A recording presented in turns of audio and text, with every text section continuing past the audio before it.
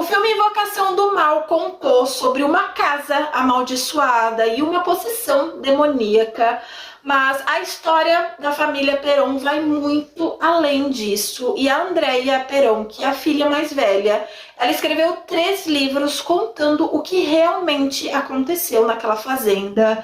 Então ela disse que a história é muito mais sobre amor, fé e união do que sobre o terror do que aconteceu ali. E hoje a gente vai conhecer a versão real da família Perón.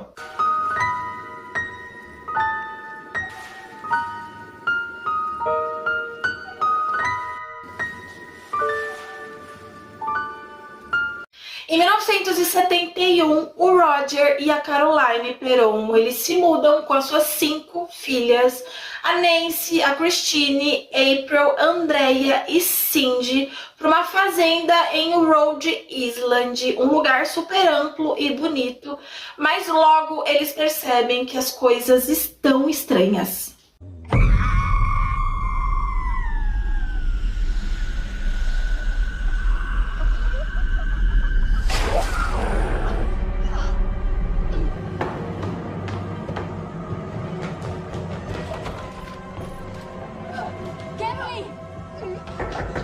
E tudo que eu vou contar pra vocês eu tirei de uma palestra da Andrea Perón. Então ela conta que já no primeiro dia, no dia da mudança, aconteceu o primeiro evento sobrenatural.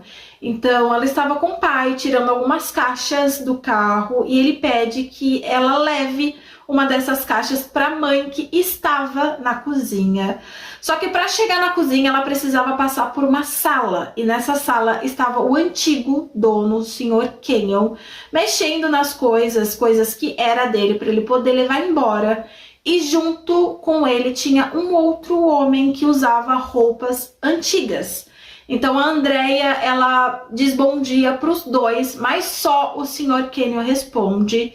E ela segue para a cozinha, e quando ela chega lá, ela pergunta para a mãe quem era aquele homem que estava com o Sr. Kenyon. E a mãe responde que não tinha ninguém com ele e que ele estava sozinho. Então ali a Andrea já nota que a casa esconde algumas coisas. To the dining room, Mr. Kenyon was standing there. And he was packing the last of his belongings out of the china hutch. He was moving out as we were moving in. And I said good morning to him. I loved that man dearly, and he loved us. And I saw that there was another man standing in the corner of the room with him, and the first thing I thought was, wow, that's an odd way to dress. I was only 12 years old, and I remember thinking, does everybody out here dress this way? He was dressed in clothes that were handmade from the 1800s. He appeared absolutely solid to me, to the extent that as I passed him, I said, good morning, sir, and he did not respond. He was instead fixated on Mr. Kenyon, had his arms crossed, kind of leg up on the wall, and a quirky smile on his face, as if he was there to say goodbye. No filme Invocação do Mal, quem vai atrás do Ed e da Lorraine é a Caroline, a mãe das meninas. Mas na vida real é completamente diferente. Então a Andrea diz que um dia um jovem chamado Kate Johnson, estudante da Rhode Island College, ele chega na casa deles dizendo que alguém ligou pedindo ajuda, mas a Caroline nunca ligou para ninguém. E até hoje ninguém sabe como ele chegou até a fazenda, quem fez essa ligação. Mesmo assim, esse jovem, ele entra na casa e ele disse que sentiu uma presença demoníaca muito forte. Então é ele quem chama o Ed e a Lorraine e eles vão até a fazenda em 1973, véspera de Halloween, porque eles acreditavam que essa data era a mais favorável para eles conseguirem ver se realmente tinha alguma coisa, presenciar algum evento sobrenatural. No filme, a principal entidade é a Bathsheba Sherman e ela realmente existiu. Ela nasceu em 1812 e morreu em 1885. Ela foi acusada de matar uma criança, mas não foi condenada por falta de provas. Esse bebê, ele tinha uma marca de uma agulha na nuca e ele estava sob os cuidados da Bathsheba. mas houve um inquérito e nada foi provado, então ela foi absolvida. E mesmo ela tendo sido absolvida, as pessoas espalharam um boato de que ela era uma bruxa. Ela tinha um pacto com o demônio e sacrificava crianças.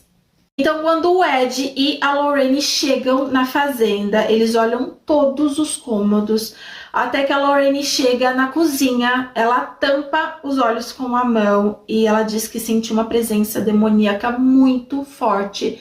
E o nome era Bathsheba Sherman, e não tinha como ela saber, porque a família não contou nada para eles. Nunca aconteceu um exorcismo na casa, foi uma sessão espiritual, porque o Ed, ele não era autorizado a praticar exorcismo. Então eles contam que a Caroline, ela estava sentada em uma cadeira, e quando começou essa sessão, a cadeira levitou e foi arremessada na sala, e eles conseguiram ouvir o barulho da cabeça dela acertando o chão. E nesse momento o Roger fica muito preocupado e vai de encontro à esposa, mas ele é impedido pelo Ed e muito estressado com aquilo, ele acerta um soco na cara do Ed e pede que todos saem da casa dele. Então ele manda todo mundo reunir todos os equipamentos e abandonar a fazenda. Depois desse evento, o Ed e a Lorraine nunca mais voltaram à fazenda. Então eles não tiveram contato com a família Perron, e o que é muito engraçado é que não tem nenhum registro dessa sessão espiritual, porque todos os filmes são baseados em registros que o Ed e a Lorraine faziam dos casos, mas não existe nenhum sobre essa sessão, o que parece muito conveniente para o casal.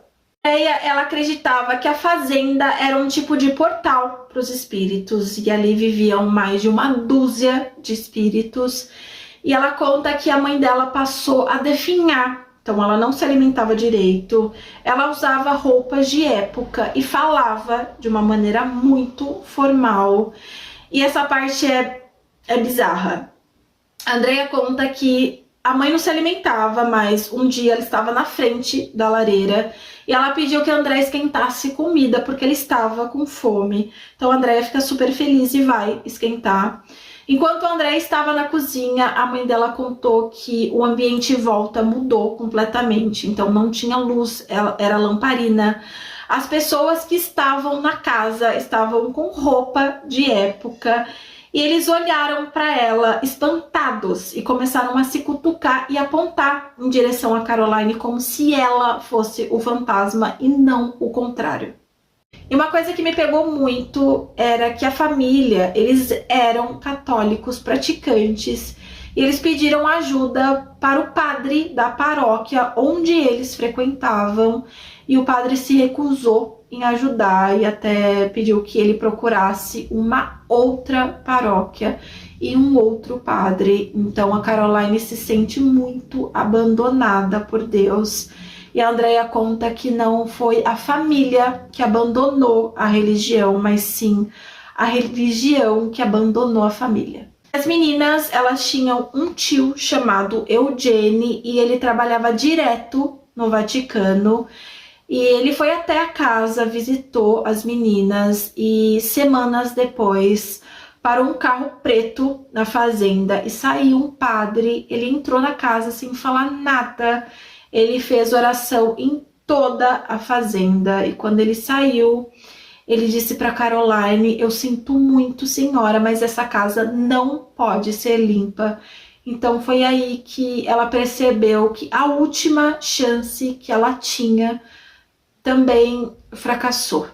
A família viveu nessa fazenda durante 10 anos e algumas pessoas perguntavam por que eles passaram tanto tempo nessa casa, e era porque a Caroline e o Roger, eles gastaram tudo o que eles tinham comprando a fazenda, então não tinha como simplesmente abandonar, eles não tinham para onde ir, então eles viveram nessa casa durante 10 anos.